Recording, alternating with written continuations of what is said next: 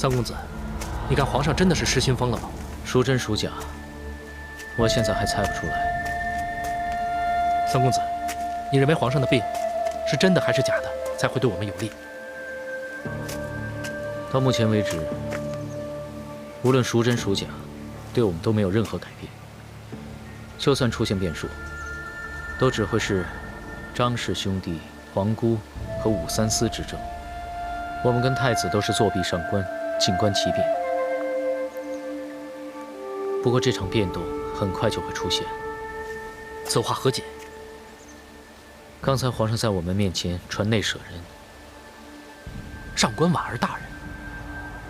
没错。皇上每次要写诏书，都会找上官婉儿代笔，因为上官婉儿文才过人，深得皇上宠信。于是，上官婉儿就被称为内舍人。那又有什么关系？皇上甚为钟爱上官婉儿，一向都叫她的小名小婉。可是刚才却以内舍人之称，好像是要向我们暗示这一次召来上官婉儿是因为朝廷政事。三公子以为皇上要向你们暗示什么？或许是要向大家暗示，是有关诏书的事。诏书？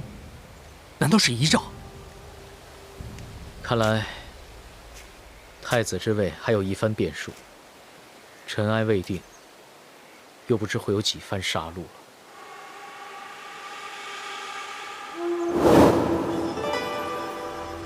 遗诏，爹，这事儿你如何看？内舍人乃是为皇上撰写公文诏书的，而爹觉得皇上好像有意要让我们知道，他找上官婉儿来是有关诏书一事。如今皇上抱病在床，是何等要事，急于在这个时候写诏书呢？看来应该是一些重大事情，例如跟太子的废存有关，又或者是遗诏。没错，当年先帝在位期间，皇上还是个天后，就是找来上官婉儿写的诏书，罢黜当年的太子李贤。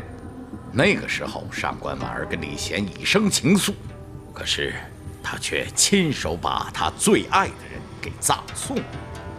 上官婉儿还真够狠的，难怪一直深得皇上的宠爱。看来皇上身边的女人也绝非等闲之辈。后来太子李显、八王子李旦的废除诏书，也都是出自上官婉儿之手。他绝对可以看成是这方面的高手。爹，当年唐伯父也想过当太子，而皇上也曾经心动过吗？哼，要不是那个老不死的狄仁杰横加阻挠，说服皇上传位李氏后人，你伯父可能已经坐上了太子之位了，还轮得到庐陵王李显吗？爹，如今狄仁杰已死，爹为什么不旧事重提呢？说不定皇上一改主意，把当年没有传给伯父的地位，今天会让给爹做呢。这样，我们武士就可以继续坐拥江山，永传万代。这事啊，还真是未尝不可。论文韬武略，我们武士哪一样不及李氏？只是狄仁杰的旧部，恐怕不会支持你爹的。爹，难道你怕他们？我会怕他们？我会把他们放在眼里？只是，若想坐上皇位，必须兵权在握。你爹，我虽然身居下官尚书，要调动南衙进兵12卫，也绝非易事。何况还有北衙进兵，各处府兵。如果得不到大多数的支持，我们武士要想夺得天下，还真不是件容易的事啊。那我们的帝王梦，岂不是黄粱一梦？那也不一定。只要得到皇上的支持，不过要过皇上这关，殊非易事啊。为什么呢？刚才皇上突然说出让我们原谅他的那一番话，你也听到了吧？当年皇上本来想立唐伯父为太子，可是最后还是立子不立侄，唐伯父终于忧愤而死。后来皇上不但逼死自己的孙儿，还把唐伯父的儿子延基一并害死。还知道，爹你一直耿耿于怀。他明知我们每个人对他都抱有怨恨，可他却旧事重提，这分明是在考验我们对他的忠诚。他是不会相信任何人的。所以啊，要想在宫中安身立命，那就得早早为自己准备好一切。这次，如果皇上那里有半点闪失，那我们这些人的下半生那就得改写。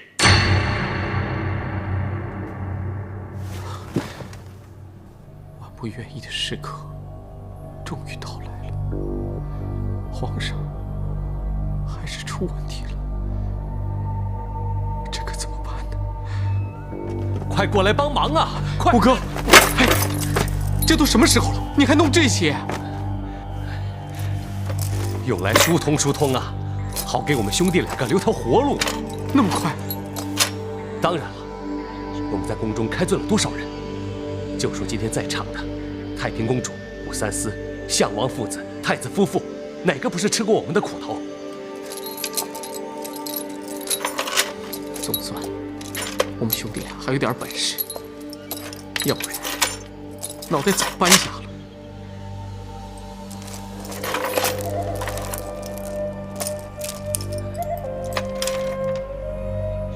这是我们走投无路的最后一招。你想，我们在宫中开罪过多少人？如果皇上死了，我们俩肯定会不得好死啊！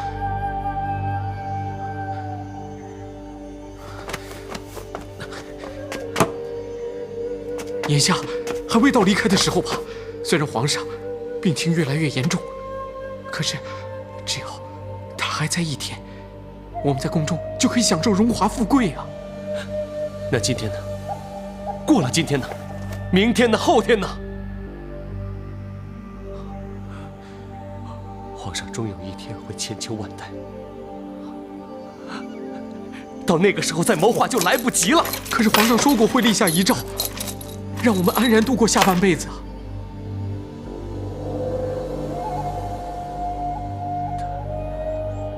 他确实说过，可我们只是皇上的一个宠儿。如果没有皇上的话，我们在宫中半点地位也没有。而且朝中好多大臣都看不过眼，还跟好多大臣结下了梁子。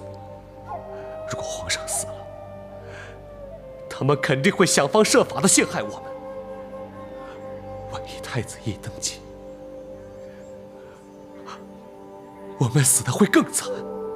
李显，他也有这个能力当上皇上？他当然没有。可你别忘了，他身边还有一个重要的女人，太子妃。他能随李显在外流放14年，忍受到现在，你就可想而知她是个多么厉害的女人。如果她真的当上皇上，第一个对付的就是我们俩。没错，当年太子妃的儿子少王李重润，还有他的女儿永泰郡主，都是因为我俩而死的。我们恐怕不是身首异处，他们就能满足的。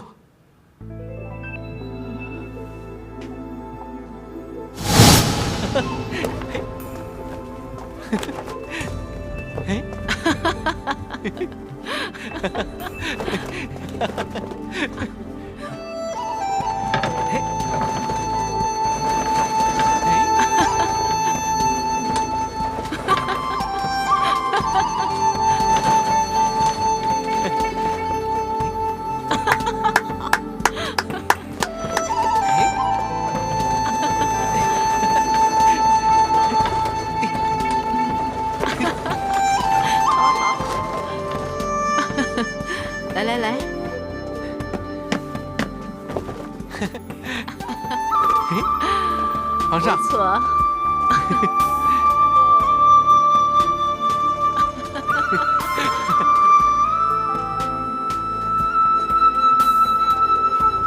皇上，好啊。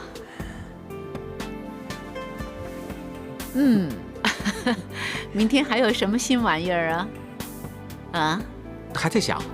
不过皇上，您放心，我们一定会让皇上尽兴的。那好，明天一定要让朕，比今天还开心。啊，好。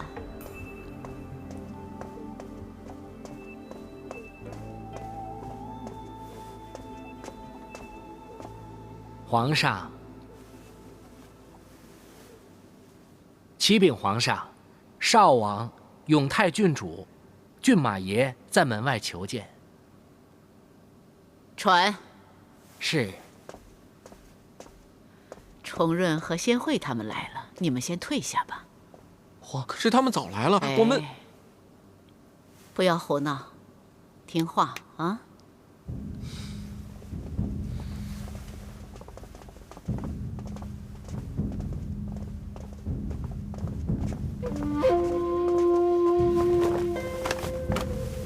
参见皇奶奶。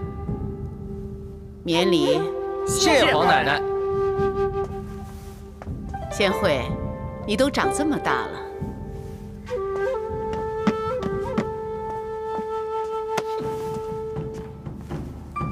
皇奶奶，为什么这么久才召见我们呢？先惠，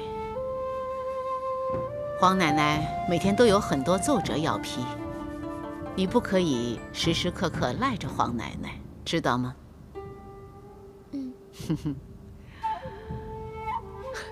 皇奶奶，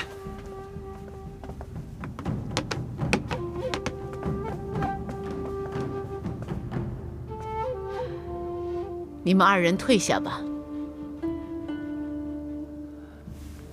是。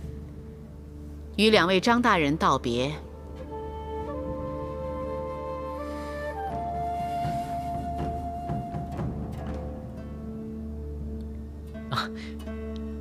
两位张大人慢行。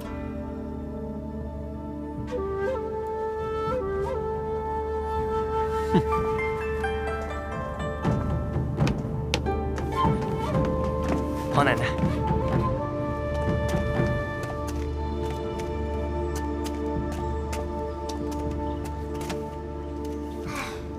你们两个啊，再怎么装模作样也装不过他们。他们装的时候那么媚。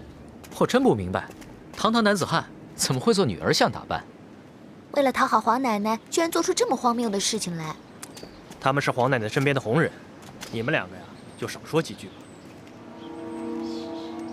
我知道，所以啊，我都不敢跟他们打招呼，我怕那两个不男不女的人。真不明白皇奶奶喜欢他们什么。在宫中生存不容易，他们两兄弟一定有办法讨好皇奶奶，切不可小视他们。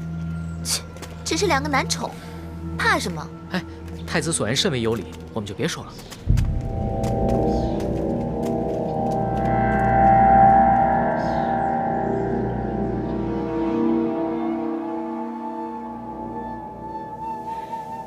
你们又想让朕赏赐你们什么东西啊？只要是皇上赏赐的，我们兄弟俩都喜欢。那就赏一个馒头吧。好。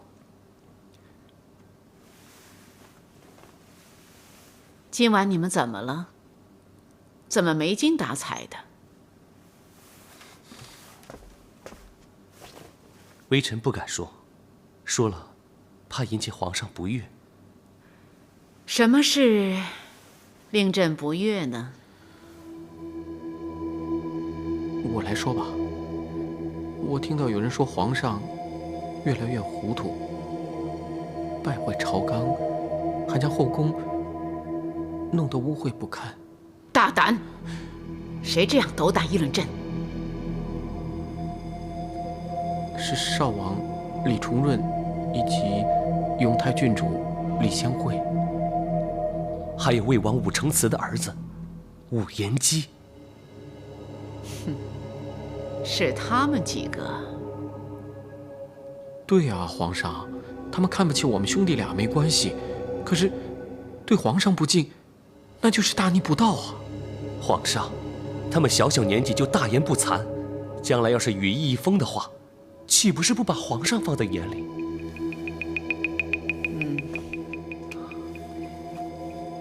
就因为这件事，整夜都不开心吗？既然他们爱说三道四，那就让他们做个哑巴吧。皇上息怒啊！微臣相信，他们只是心直口快，但是这些话传扬开去，必会有损皇上圣威。皇上既是一国之君，圣威万万不可损，否则后患无穷啊！那就杀一儆百。我们听皇上的。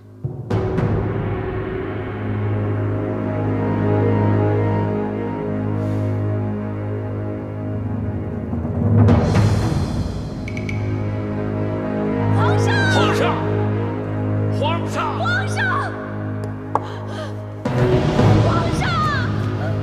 我要见皇上！皇上！皇上，请您开恩呐，皇上！皇上，崇润和贤惠都是您的亲孙儿，他们年纪那么小，您就忍心把他们处决了吗？皇上，我求求您了，快开恩吧！皇上！母皇！皇上，延吉是您的侄孙，是我哥留下来的孩子，您就忍心让他死吗？皇上，君要臣死，有何不可吗？朕已经对你们一家格外开恩了，从房州老远召你们回宫，让你们享尽荣华富贵，为何还不知足？知不知道，议论朝政是死罪？皇上，这里面一定有误会呀！皇上，这两个孩子年少无知，对宫里的规矩也不熟悉，他们一直是听您话的，这里面一定是有人要陷害他们。皇上，是啊，皇上，延吉他生性胆小，又不懂说话，他绝对不敢议论皇上半句闲言，这一定都是误会啊，请皇上明察。怎么会是误会？难道他们没有口出狂言吗？皇上，您是不是亲耳听到的？如果不是亲耳听到的，那一定是有小人要陷害他们呀！皇上，您可不能听信谗言呐！每天这里这么多奏折，难道每一件事情朕都要亲耳听到才能够相信吗？不，皇上，我相信我的一对儿女，他们不会不敬皇上。如果有，那也只是一点无心快语，他们不会这样的，他们更不会非议朝纲。无心快语，如果宫中每个人都是无心快语，那么日后朕岂不是可以任人非议？皇上，崇润贤惠都是太子的血脉，也是皇上的嫡亲呐。皇上，您就看在他们多年在外生活，回到宫中以后，难得3代同堂，承欢膝下，您就额外开恩吧，皇上。就是朕的孙儿，朕才不能网开一面，否则日后朕怎能服天下悠悠之口？天下臣民从此都可以对朕说3道4吗？皇上，死罪可免，活罪难逃，皇上大可以严惩他们。天下的臣民也会知道皇上天威难反。更何况，皇上要当曾祖母了，太子要当祖父了呀。是啊，皇上，贤惠已经有身孕了。求皇上看在郡主腹中小儿的份上，放过他们吧。早不说，晚不说，如今才说有什么用？这明摆着是故意拖延，这不是戏弄皇上吗？如此大事，怎敢欺骗皇上？皇上可以找来御医，为郡主一查究竟啊！你倒是说句话呀！你说呀！求母皇饶恕他们。好了，不用啰嗦了。朕一言九鼎，一言即出，即刻收回。不，皇上，可以的，可以的，可以的，您说可以就可以。皇上，您就罚媳妇儿的罪吧，罚我教子无方的罪吧，我愿意受罚。您就罚我的罪吧，我可以替他们的罪啊。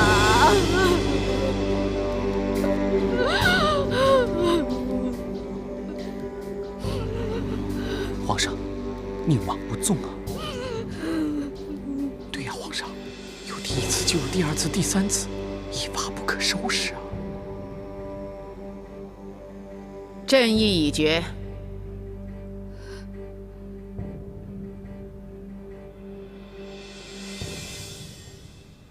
朕可以做的，就是将他们风光大葬。不，皇上，我不要他们风光大葬，我要他们活着。皇上，我要他们活着。皇上开恩呐！皇上放了他们吧！皇上，把他们拉出去。是。皇上开恩呐！皇上开恩呐！皇上。母皇开恩！求皇上开恩呐！皇上开恩呐！母皇！皇上开恩呐！皇上！母皇！皇上！当日太子妃充满怨恨的目光，到如今我还记得一清二楚。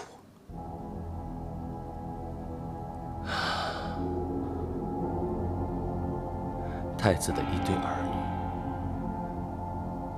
女，吴三思的侄儿，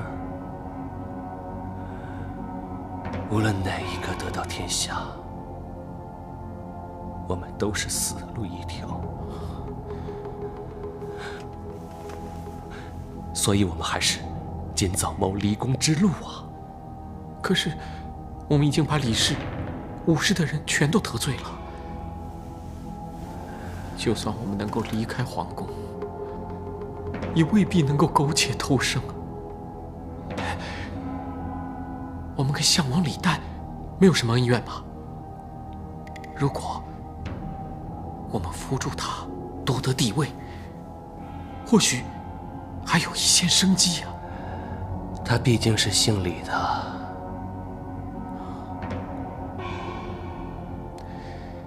宫中呼奴鹤壁，锦衣玉食，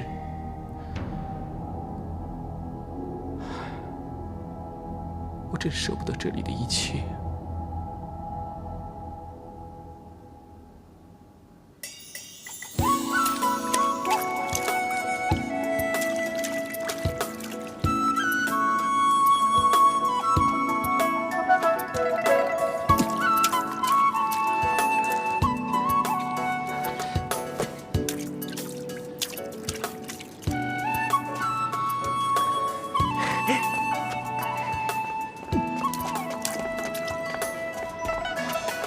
小马见过郑公子。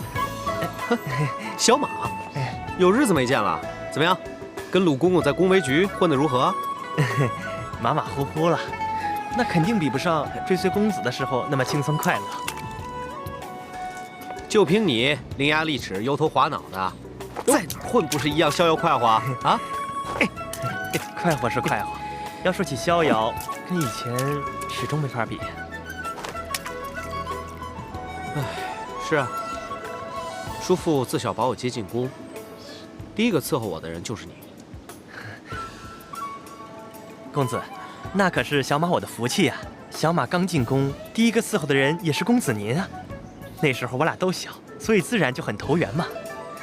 那时候在宫中，倒是过了一阵子快乐的日子。可惜你犯了错啊，惹怒了我2位叔父，我不得不让你离开凤尘府啊。那次要不是公子一力保全的话，小马恐怕就不止被2位国公打出府那么简单了。所以啊，公子的这份恩情，小马是记在心里的。心里惦记，嘴里说着，就是不见你感恩图报啊。公子，你要我感恩图报的话，就一句话：火里去，水里去。要是小马去不了的话，我也会另想办法呀。好了好了好了，哎，对了，小马，你会打水漂吗？会啊。真的吗？哎，快表演给我看看。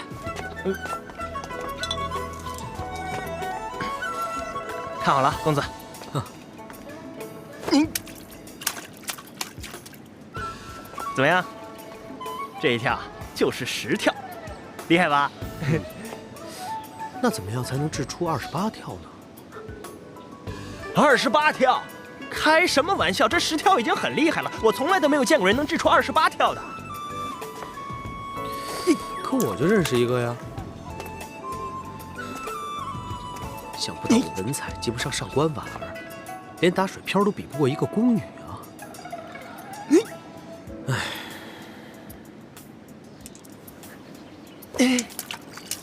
我在京城这么久啊，最多见过20跳，从来都没听说过28跳。哇！如果我能学到28跳，哪怕就一半，那也很难得啦。你不必勉强。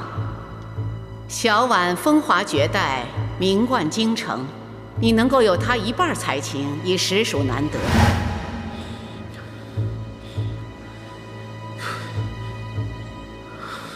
小马，来，马上陪我练习，我一定要掷出28跳。不，我要掷出30跳。公子，奴才眼下有事要办，上官大人要把书拿出来晒一晒。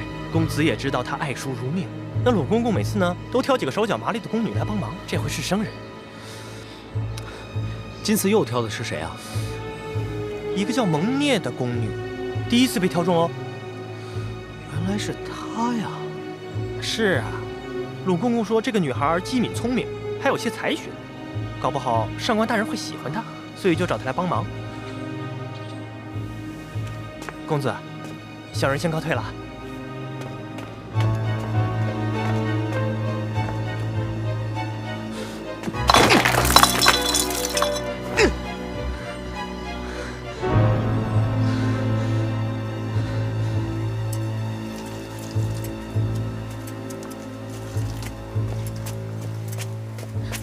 蒙聂，哎，小凡姐，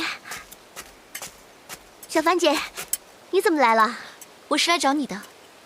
找我？走。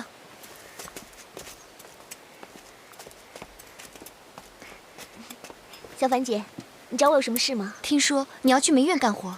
对啊，小马公公说上官大人喜欢那些有点才学的宫女，所以叫我去梅院帮忙。当年大人戴罪为奴，如今官拜内舍人，成为皇上跟前的第一大红人，是所有宫女的典范，谁都以效法大人为目标。蒙聂也希望有朝一日可以跟大人一样如此出色。可是近年来，宫中有不少宫女失踪，传闻她们全都曾在梅院干活。啊，小凡姐，真的吗？你可别吓我。我也希望是无中生有，可是无风不起浪，我不敢说这事跟大人有关，不过还是小心为上。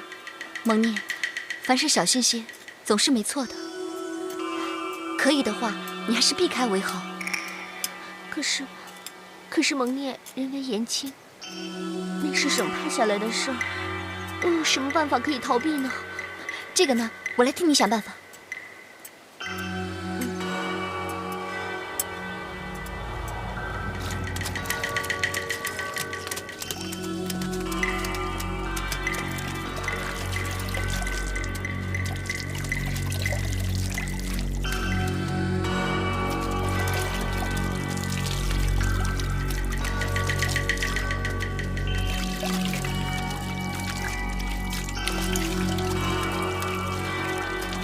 你这是干什么？是洗衣服呢，还是洗地啊？上宫大人，我看衣服已经洗得差不多了，所以呢，我就清理清理地。洗得差不多了吗？小鱼，小鱼，哎，把你的衣服给他洗。好啊，不好，祸从口出，你做错了还敢狡辩，活该受罚。上宫大人，您冤枉我了，我只是闷得慌，跟您开个玩笑罢了。我现在就把这些清理干净。上宫大人何苦认真呢？说你聪明吧，你是聪明；说你笨，你也笨。你呀，就是管不住你这张嘴，迟早要吃大亏的。上宫大人，您就原谅奴婢吧，奴婢马上就把这里清理干净。赶快清理吧。是，大人。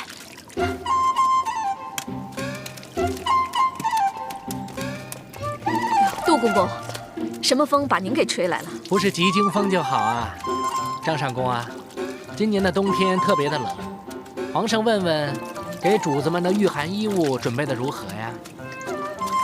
哦，缝纫房已经日夜在赶工了，可是人手不足，会缝纫的宫女特别少，我也正在头疼呢。我也知道你的难处，可是你也知道皇上的脾气，这耽误了，谁也不知道皇上会怎么样。张上宫啊，还是想想办法吧。是，上宫大人，奴婢知道，上寝局新来了一名宫女，最善于缝纫刺绣，而且她是新来的，就算向上寝局借用她，也不会有什么影响的。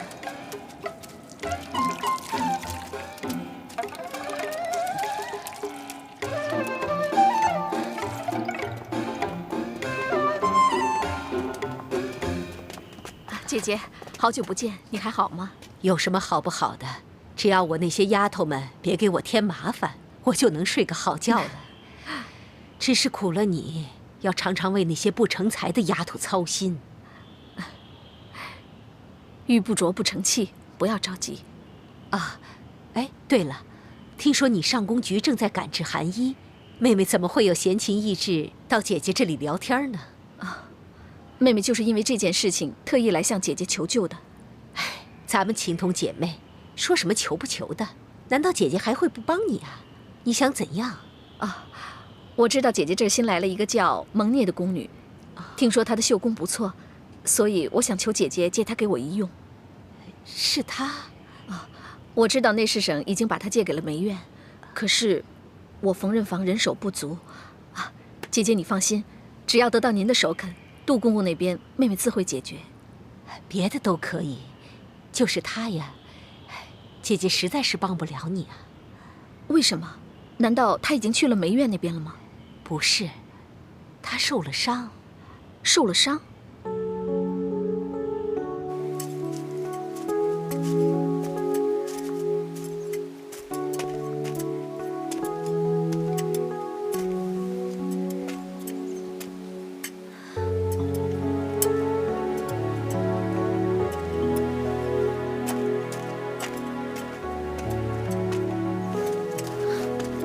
少凡君，你别难过了。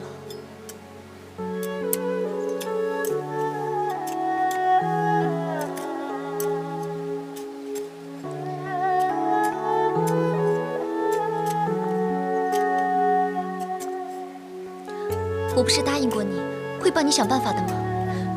可我不是着急吗？我听说，宫女但凡有伤病在身，就可以暂免劳役。所以我才弄伤我自己，谁知……你别哭了，你呀是聪明反被聪明误。其实呢，去梅院晒书是一份邮差，搬运书本的工作自有太监去做，而你们呢，只要看着那些晒干的书，不被风吹雨打，不被鸟啄虫咬就可以了。就算手受伤了，也是照样可以做的。但是缝纫刺绣，那可是非要用手不可的。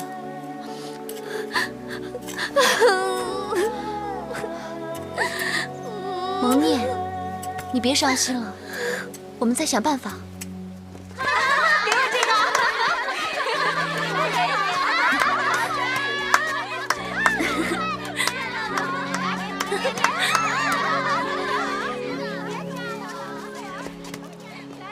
蒙念年纪还小，聪明活泼，他应该跟他们一样的玩，一样的笑，不应该让他遇上这样的事。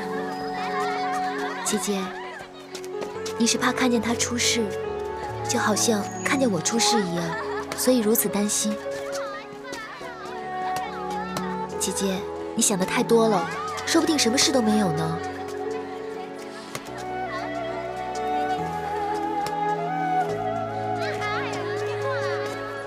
其实，他还让我想起一个人。谁啊？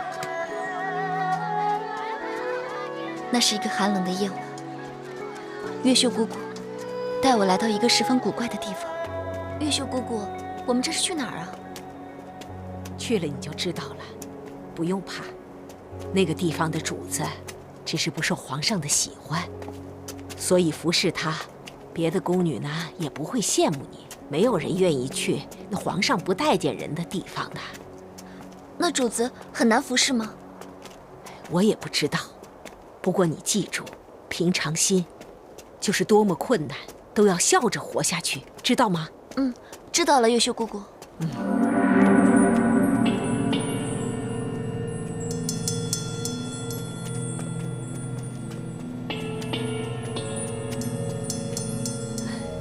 走吧。哎，姑姑，这里是什么地方？为什么都要用黑布围着呀？这是皇上的命令，皇上不喜欢这些人被人看见，皇上也不喜欢这些人活得像个人。这样啊？为什么呀？要想在宫中安全地生存下去，知道的越少越好。即便你听到了什么，千万不要问，知道吗？知道了，月秀姑姑。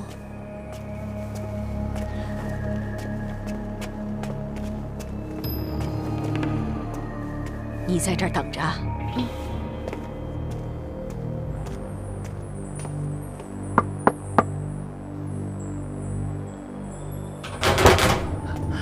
周公公，我把人给您带到了。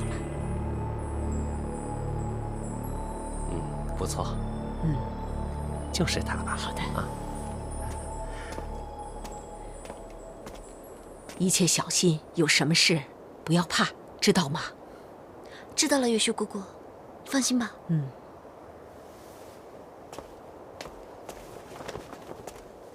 走吧，跟我去见主子吧。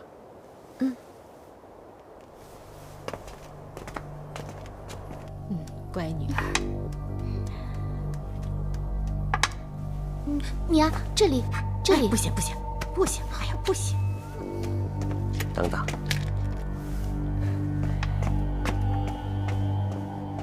这里，这块。老爷、夫人，新来的宫女到了。新来的宫女，过来，进来啊！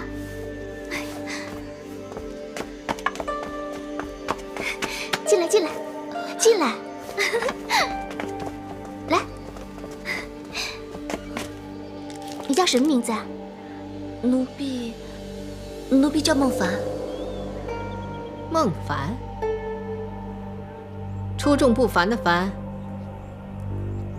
出众不凡，名字挺有意思的。抬起头来，我看看。是。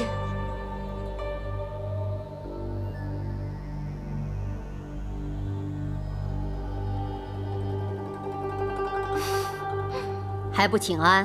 啊，是。奴婢向各位主子请安。这位是老爷，这位是夫人，这位是七小姐。老爷。夫人。七小姐。哎呀，七什么七小姐？快起来！你为什么会被调来这里呀？你怎么不说话呢？奴婢怕什么呀？怕什么呀？好了，不要逼人家了。我们这里人口并不多，日常的琐事都依靠惠慈和周公公他们。他们年纪不小了，这些年真是难为他们了。奴婢追随老爷20多年了，从来没觉得辛苦。老奴如果能够在这里终老，余愿足矣。好了，叫你来是让你来分担他们的辛苦。奴婢知道。你主要负责照顾我的小女儿。奴婢遵命。小凡，你会不会下棋呀？只会一点点。不好不好，这个不好玩。你的包袱里面有没有什么新的玩意？没有。啊，只有小米袋。小米袋。这里。那就是这个。这什么东西啊？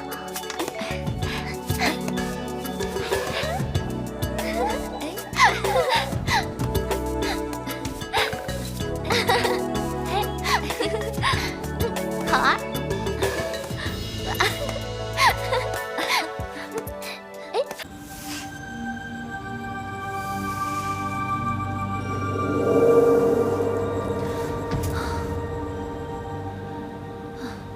这个地方真奇怪，都没有别人来过。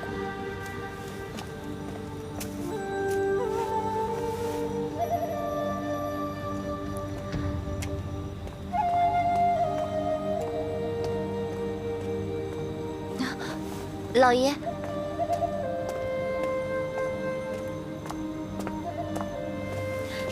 让奴婢来拿吧。不用了，去忙你的吧。还是让奴婢来拿吧。没事，没事。别多管闲事。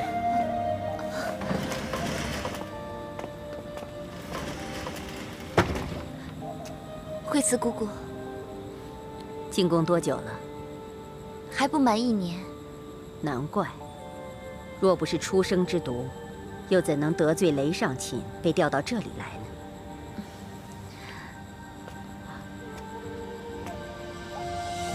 为什么这里都被黑布围着呢？老爷跟夫人没有品质的吗？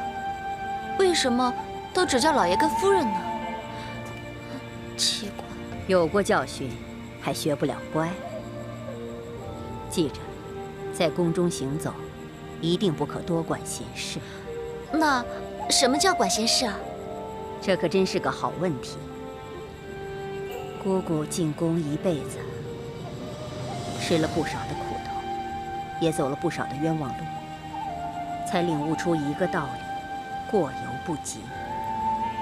只要是宫中的事情，包括自己的主子，既不可太疏离，亦不可太过亲密。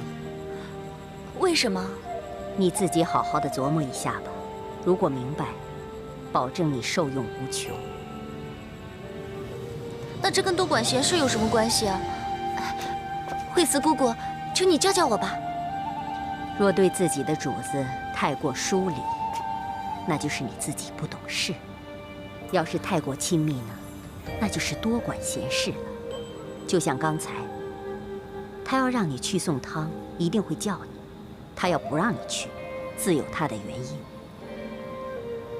你强行要去，除了吃力不讨好，很有可能因为太过亲近，招惹杀身之祸。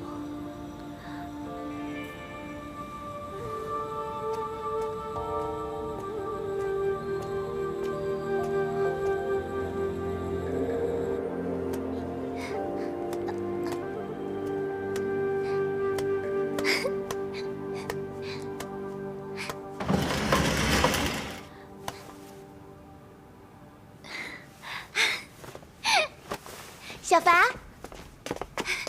小凡，你去哪儿了？我找你好半天呢。我告诉你一个秘密，我想出去走一走。万万不可！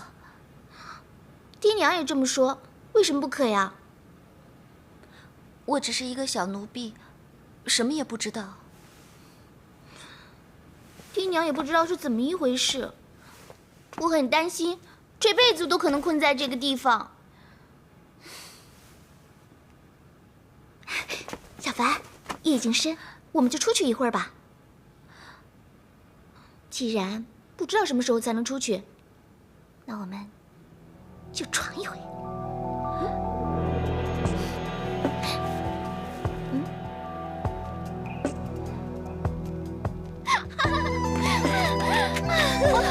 真好美啊！你看，那里好多好多。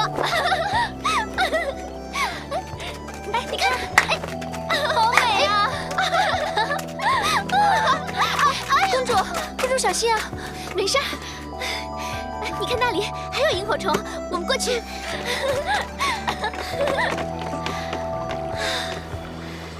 满天星星，很久都没有这样开心过了。你看，天上的月亮是不是很美啊？嗯，真的好美啊！你会在这里待多久啊？我也不知道。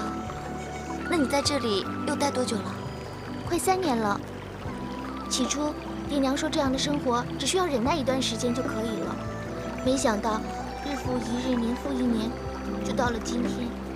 在这里是没有自由的，只有我们一家，周公公和惠子姑姑，就好像坐牢一样。外面是怎么样的世界，我已经忘得差不多了。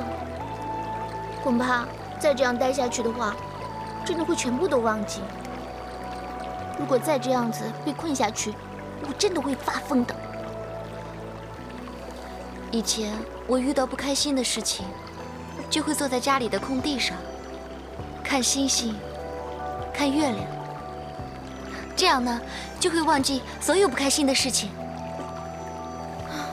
可是我连这样的机会都没有，要不是你来了，我还只能整日面对黑帐，暗无天日的。喂，我是说，你想说什么呀？我是觉得你挺可怜的。我长这么大了，第一次，真的是第一次有人敢这样跟我说话。是吗？那我是不是说错话了？没有，没有，没有，你说的是真话。他们都不敢在我面前提到这样的话题，即使我提出来了，他们也会是否定的。以前，我以为只有我们这种远离家人的奴婢才是最不幸福的，没想到还有比我们更不容易的。至少我们还可以出去走走，不会被软禁起来。是啊，我真的很羡慕你。你看，你看那个月亮。如果我是那个月亮的话，我就什么都不用怕，我就可以俯视众生，而众生却要仰望我。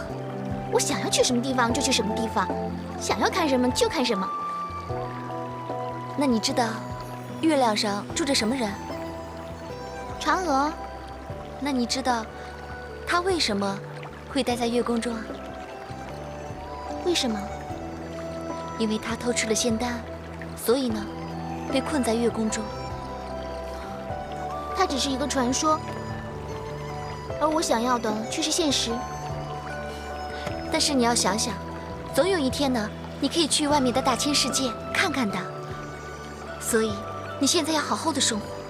那你会不会一直陪着我？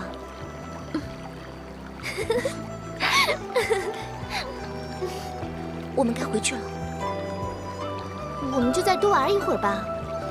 可是万一被人发现的话，好了好了，回去就回去嘛，没趣，走了，走啦，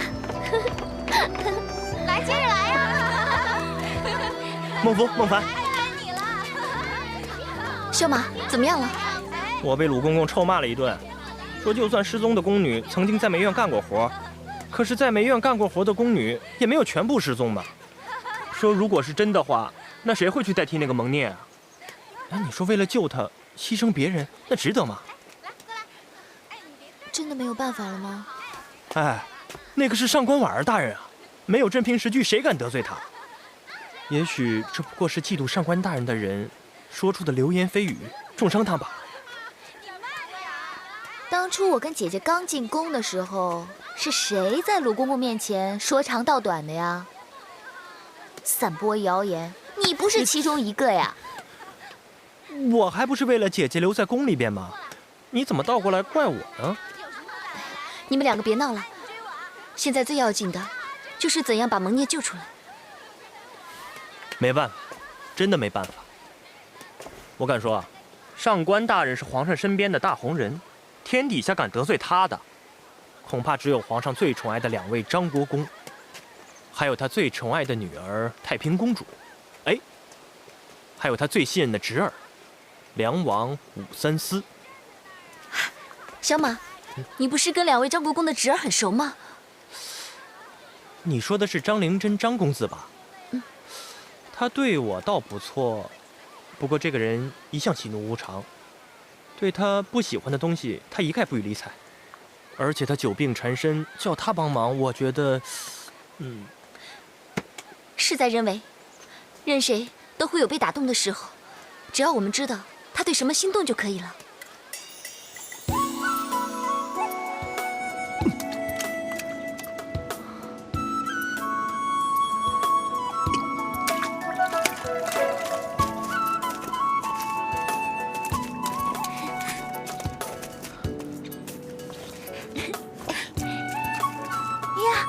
好远啊！嘿，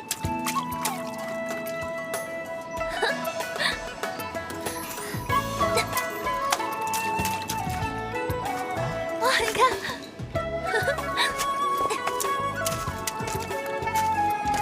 奴婢孟凡叩见张公子。你们在拿什么打水漂？怎么会跳这么多呀？就是这个。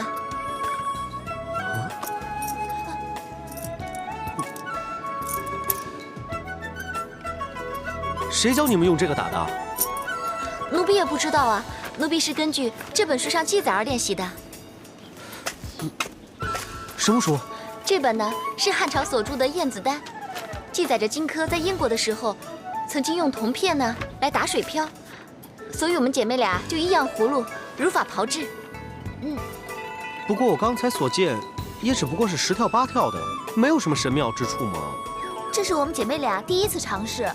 第一次尝试就可以玩得这么好，可见如果多加练习的话，掷出30几跳都没有问题。对啊，对啊，而且荆轲在战国的时候还是位名剑客，能够享有盛世之名，必然有他的独门绝活。独门绝活吗？这书借我了。哎，张公子，此书借不得。为什么？这是跟别的宫女借的。哎呀！你们把他叫来，我跟他说不就完了吗？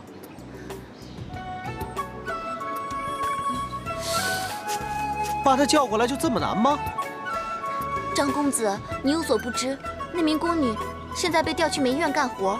听说呢，去过梅院的宫女都会离奇失踪，所以她现在怕得要死，谁都不敢见。她叫什么名字啊？她叫蒙聂。又是她。公子认识他？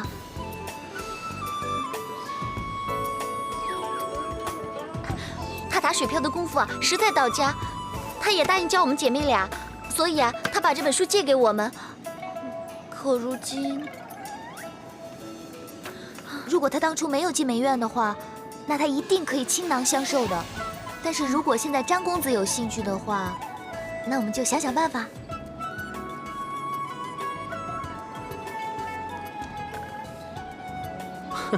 这个容易啊，反正我喜欢聪明伶俐的宫女，把她叫进我府中，她以后再也不用去梅院干活了。多谢张公子出手相救。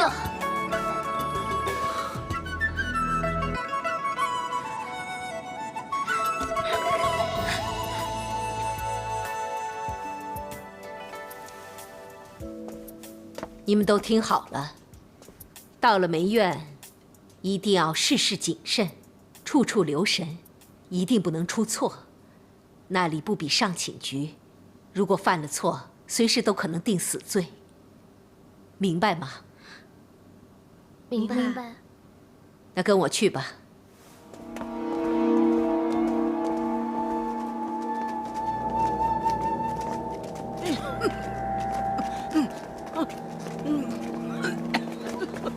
公公，陆公公，如此匆忙，你有什么事吗？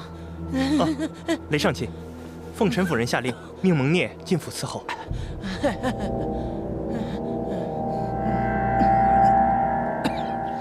事情的经过就是这样。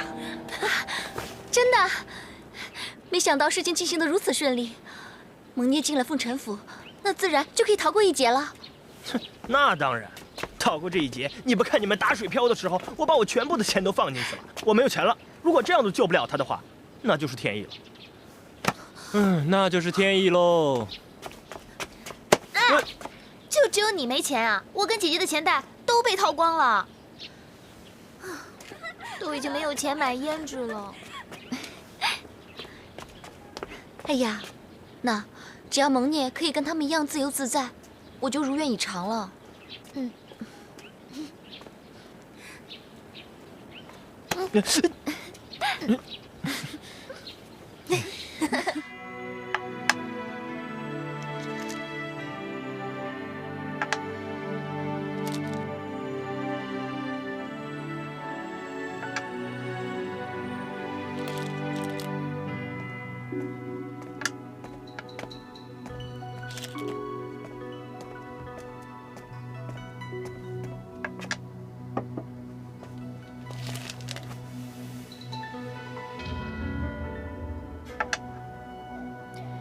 怎么了？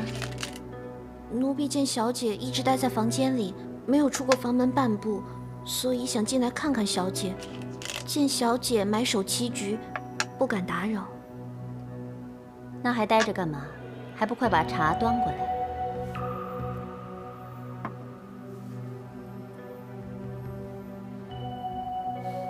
怎么了？觉得奇怪吗？一般人通常都是对手博弈，但小姐经常一人博弈，如今更是面对两局四方，一子下四方对，而且似乎还各有所依，各有所惧，让奴婢不得不惊讶。我喜欢一个人博弈，因为一个人博弈可以饰演两方，可以学习对手如何思考，如何决策，才会控制对方。其实，自我博弈更是妙不可言。是这样吗？那假如一方就是一人，如今小姐面对两局四方，就是要面对三人，要分演三名对手，想他们所想。你说对了一半，我的确是摸索对手的所思所想。对了一半，那错的呢？错的那半是，我不是饰演三方，而是四方。四方，没错。在这两局四方里，没有一方是我，我是一个人分演着四个角色，尝试想出他们如何思谋，如何落子。好难啊！其实这一点也不难，你只要知道他们是谁，这个一点都不难。奴婢越发被说糊涂了。其实这四方群雄不止我认识，你也认识的。我也认识。这方是梁王武三思，这方是太平公主，这方是太子李显夫妇，这方是相王李旦、李隆基父子。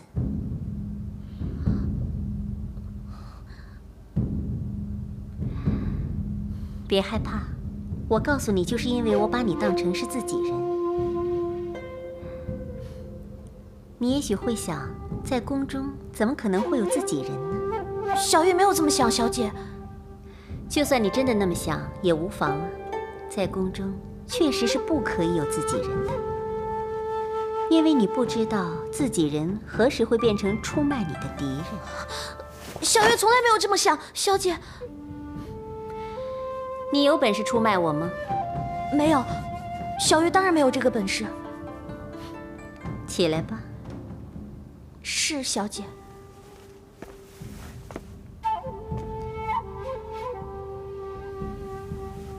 在宫中，不能有亲信的人。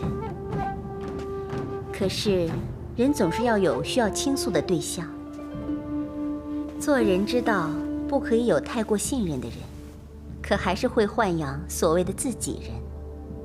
我也是人，我也需要倾诉的对象，只不过是机缘巧合碰上你而已。谢小姐厚爱。不过，当个权贵显要的自己人，代价可是不小的。你要知道，要是稍有差池，说错半句话，你可能就会身首异处。小月一定不会向别人随便说小姐说过的任何一句话，一个字。那就好了。话说回来，你知道我为什么要效仿他们这4个人，摸索他们4个人的心思吗？奴婢愚钝，猜想不到。皇上年事已高，突然会得失心疯，可能是驾崩先兆。不会的，皇上一定会与天同老，万寿无疆。这里说话不用虚假，你我知道，生老病死人之常态，与天同寿只不过是自欺欺人。而这4个人，肯定不出我所料，他们应该已经正在下棋了。怪不得小姐立下棋局，原来是在摸索4位皇胄的心思。对，他们4个人肯定各有所思所想，只是如何下子，谁先出招，谁会有什么策略，这一时之间我也摸不清，猜不透。不过棋局如谜，这也就是下棋好玩的地方。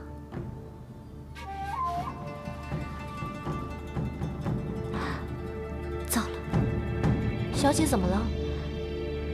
这盘棋，我少算了一个人。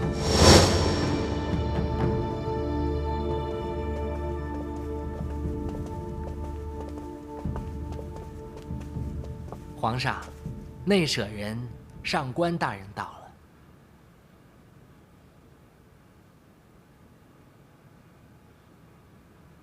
你来了。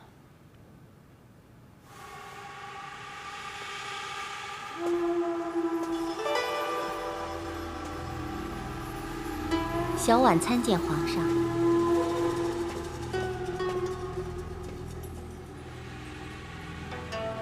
未知皇上召见小婉来，有什么要紧的事吗？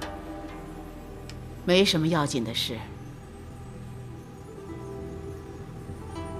只是朕想见你。我想皇上肯定是觉得闷了，不如让小婉为皇上弹奏一曲。不用了。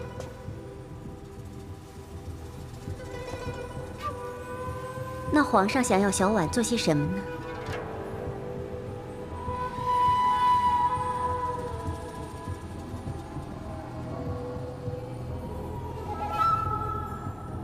皇上，是不是小婉做错了什么事，让皇上发愁了？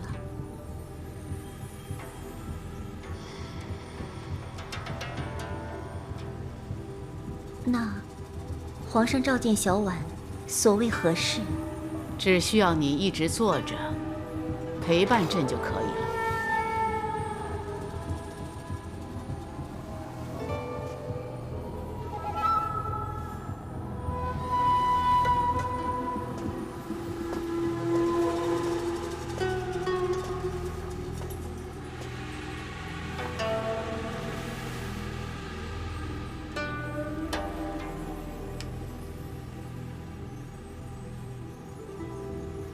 皇上叫小婉来，就为了这件事吗？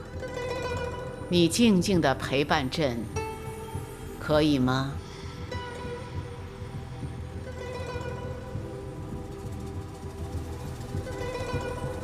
小婉遵命。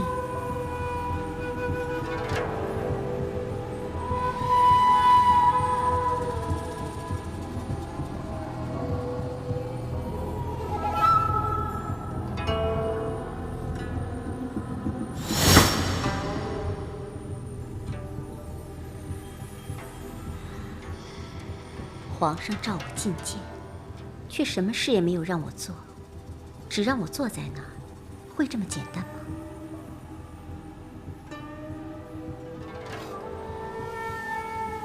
难道皇上也是这盘局的其中一方？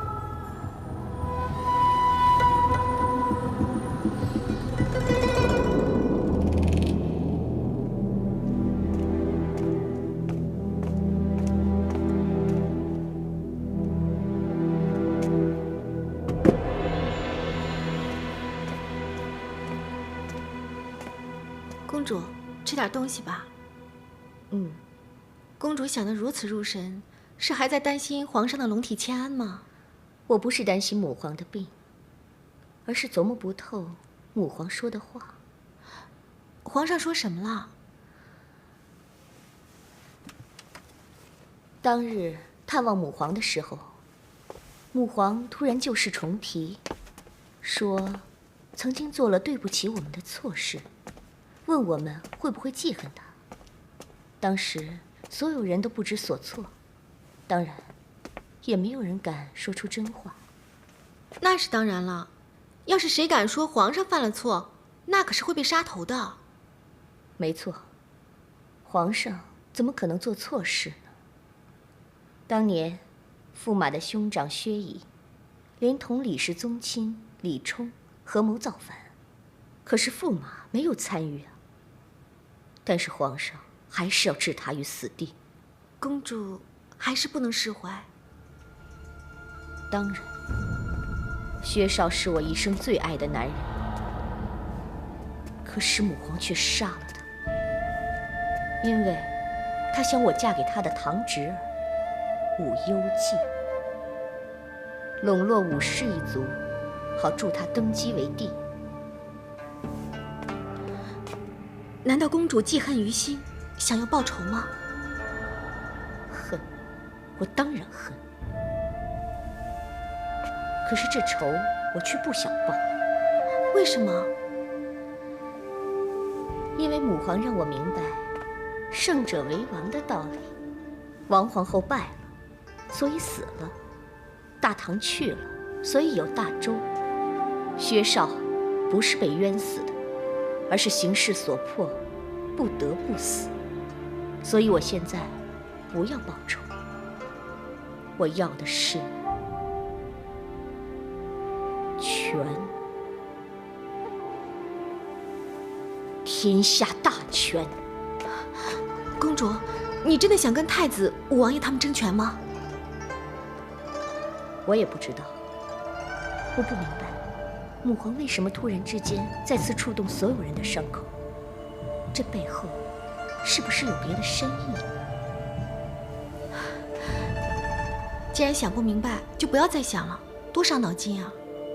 不行，本宫忧虑的不光是母皇的心意，再有就是母皇失心疯之后，究竟皇位的继承会落在7、8两位皇兄，还是武王爷身上？那2位张国公，他们现在可是皇上身边的大红人。这2个妖人本来没有什么机会，可是母皇心意难料，而且他们2个人是什么看法，也没有人知道，说不定会有惊人之举，也未可料。其实啊，在大家心里，公主才是和皇上最为相似的。大家私底下都说了，公主根本就是皇上的写照，不仅智慧，连性格也如出一辙。虽然我和母皇很是相像，但是要想相提并论，如今还不是时候。要知道，要想把位子坐得稳、坐得牢，就要有各大臣的扶持，各将领的拥戴。要是没有的话，就算让你坐上了那把龙椅，很快也会把你赶下去。那公主还没到时候吗？2张、3司跟本宫都有部分的兵马，可谓旗鼓相当，谁也压不了谁。至于8皇子，虽然稍逊，但是他也有自己的兵符。太子表面无权无势，但是在朝中有不少狄国老的门生弟子，跟狄国老一样拥戴太子。如今的形势，谁也别想独领风骚，一统天下。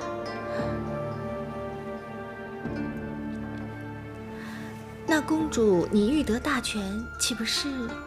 天下大权不是皇上一个人可以掌握的。战国时期，吕不韦奇货可居，造就一代帝王秦始皇。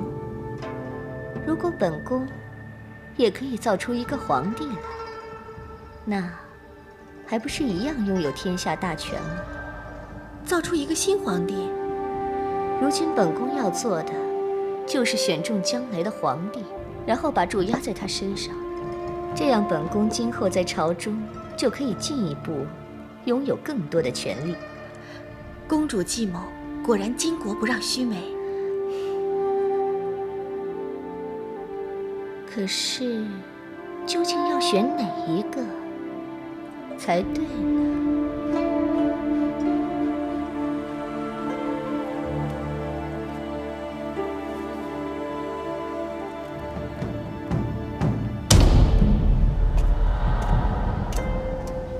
孩儿啊，还在担心皇祖母的病情？是啊，爹。看你这么焦虑，还有其他事情吗？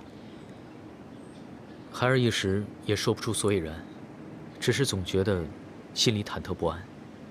哦，王爷，三公子，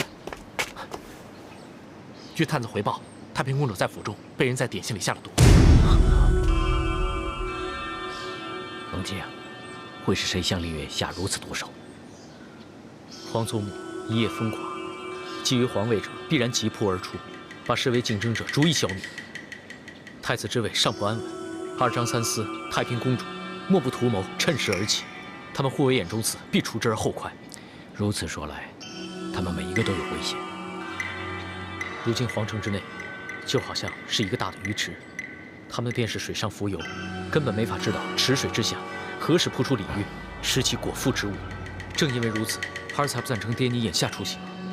爹知道你担心爹前去探望，马上变成别人的目标，会在途中险遭不测。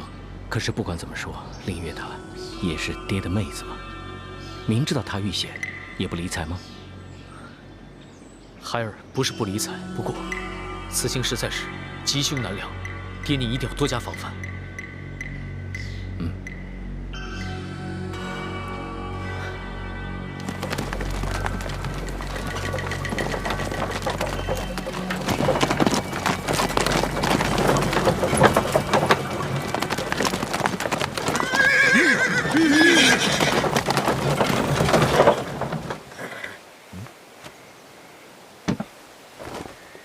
房生，发生什么事了？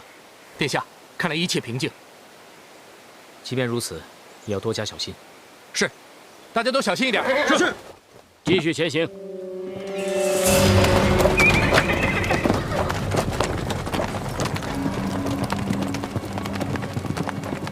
龙姬啊，你认为害你皇姑的人到底是谁？除了父王之外，太子、太子妃、三思，他们全都有可能是害皇姑的凶手，甚至皇姑她本人也是有这个可能的。皇姑她已经被暗算中了，你还要怀疑她？亲眼所见都未必是真的，何况如今只是听闻。还有张易之、张昌宗他们也都有这个可能。那两个妖人也有可能啊。地位争夺，礼物两世，必不相让。这一点谁都能想得到。如果二张暗中挑拨，便可坐收渔翁之利。万一事情搞大，触怒皇祖母，说不定来个惊天巨变，传位二张，那岂不是天从人愿，一举两得？不若如此，本王宁肯玉石俱焚，也绝不让两个妖人登上帝位。爹有此决心，孩儿便可全力以赴。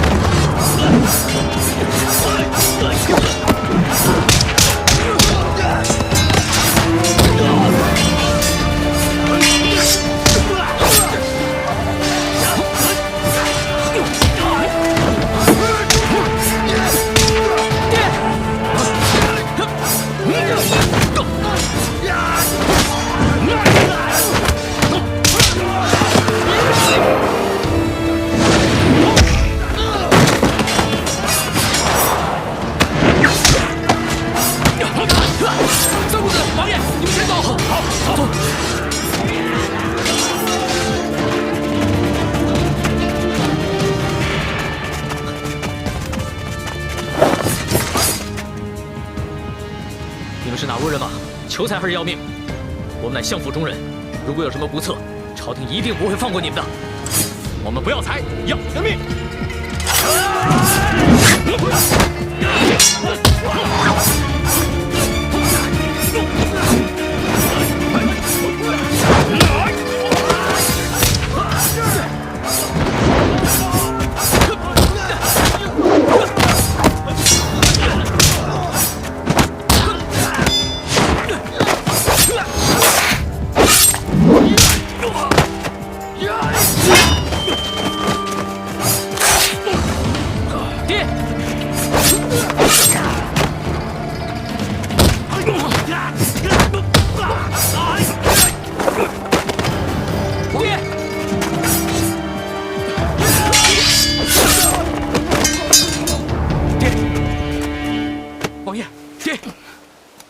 你没事吧？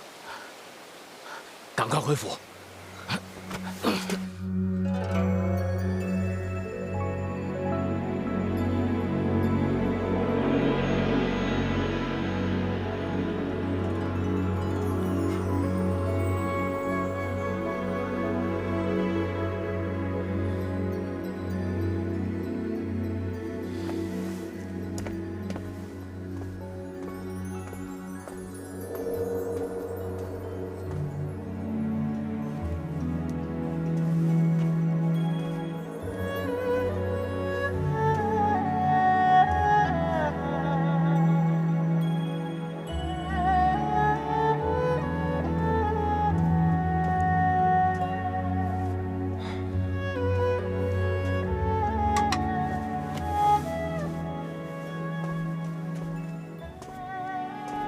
贤，怎么了？怎么心神不定的？不知皇妹现在究竟如何？不是已经让御医看过了吗？没事儿。究竟谁下的毒手？为何加害皇妹？依我看，也许是你那个老不死的母皇干的。怎么会是母皇？那可是母皇的亲女儿啊！亲女儿？亲女儿怎么了？你不是他的亲儿子吗？啊，还不是被他流放了14年吗？重润仙惠不是他的亲孙儿吗？啊，那还不是被他这个亲祖母给杀害了吗？啊！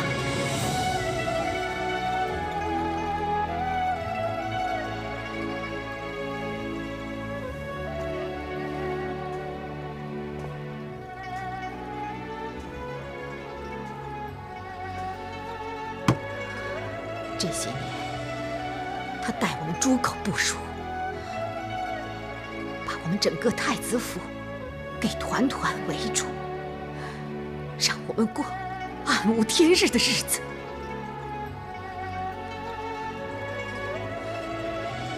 我要抽他的筋，扒他的皮。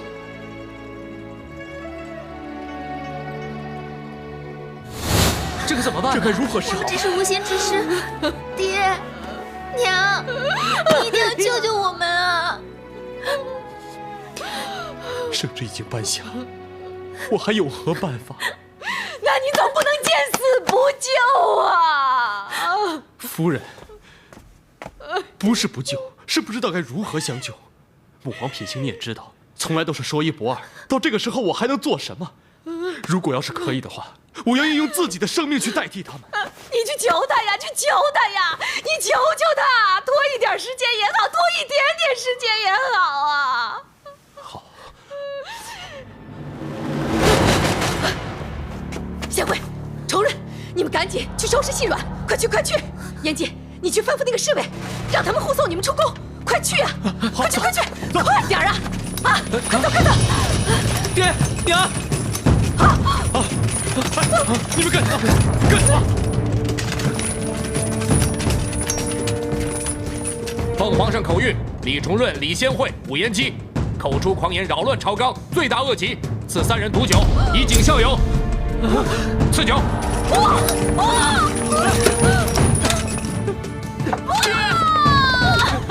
娘，救我！救我！重润，别急！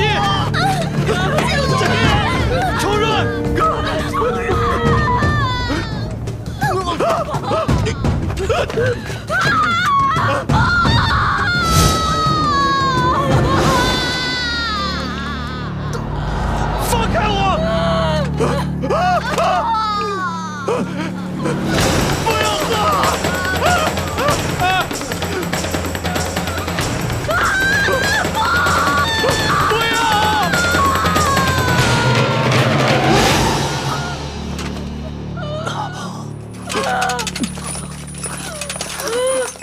不要！